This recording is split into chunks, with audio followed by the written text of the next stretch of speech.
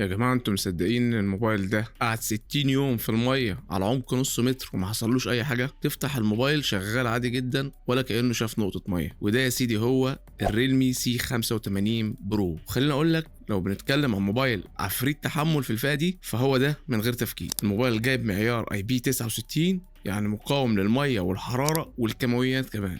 يعني تقدر تغسله بقهوة أو لبن أو تحطه في درجة حرارة 100 درجة مئوية مش هيحصل له أي حاجة. يعني باختصار، لو انت شغلك في الشارع او بتستخدم الموبايل طول اليوم فده موبايل معمر يعيش معاك سنين. نيجي بقى البطاريه بتاع الموبايل، فهي جايب سعه 7000 ملي امبير، تشتغل معاك من 7 ل 8 ساعات متواصل لعب وفيديوهات سوشيال ميديا، وتلاقي لسه معاك فاضل شحن كمان. الموبايل جربت اشغله يوم كامل، اشتغل ساعه ونص تيك توك وساعه تصوير، واشتغل كمان شويه يوتيوب وسوشيال ميديا، وفي الاخر لقيت فيه كمان لسه 30% من البطاريه. كمان الموبايل هنا بيشحن معاك بسرعه رهيبه بقدره 45 واط من نوع سوبر فوك، يعني يشحن معاك من 0 ل 50% في حوالي 50 دقيقة، ومن 0 ل 100% في حوالي ساعة و45 دقيقة. مش بس كده، ده يقدر يشحن أجهزة تانية زي السماعات أو الساعات بقدرة 10 واط، يعني كأن معاك باور بانك في جيبك وشحن سريع كمان. كمان الموبايل هنا فيه ميزة جامدة جدا اسمها البي باس تشارجنج، يعني وانت بتلعب او بتستخدم الموبايل وهو في الشحن الكهرباء بتروح للجهاز مباشر من غير ما تعدي على البطارية ولا يطلع لك اشعار ولا تظهر علامة البطارية. وده كمان بيقلل معاك السخونة ويحافظ على البطارية بشكل رهيب. الموبايل تصميمه انيق والظهر معمول بخامة مطفية عليها نقش شبه ريش الطيور كده، بصراحة شكله تحفة. اما الشاشة جاية في النوع اموليد 6.8 بوصة قط فول اتش دي بلس، طبعا جايه بمعدل تحديث 120 هرتز. سطوع الشاشة رهيب، بيوصل ل 4000 نيتس، تشوفها بوضوح تحت الشمس ومفيش تهنيج او بطء خالص. كمان الصوت بيوصل معاك ل 400%، يعني لو انت وسط الزحمه او الشارع هتسمع كل حاجه بوضوح. نيجي بقى للاداء والمعالج، وهو اهم حاجه. الريلمي سي 85 برو بيجي بمعالج سناب دراجون 685، اداؤه ممتاز في الاستخدام اليومي في السوشيال ميديا والتصفح والمكالمات والصور، يعني اداؤه كويس جدا في اغلب المهام. اما الالعاب التقيله ممكن يديك اداء متوسط، يعني ببجي لو عليت الاعدادات على الاخر ممكن يديك اداء متوسط. فري فاير ممكن تشتغل معاك كويس على الاعدادات برضو العاليه. اما بقى عن الذكاء الصناعي، وهنا بقى المفاجاه اللي عملتها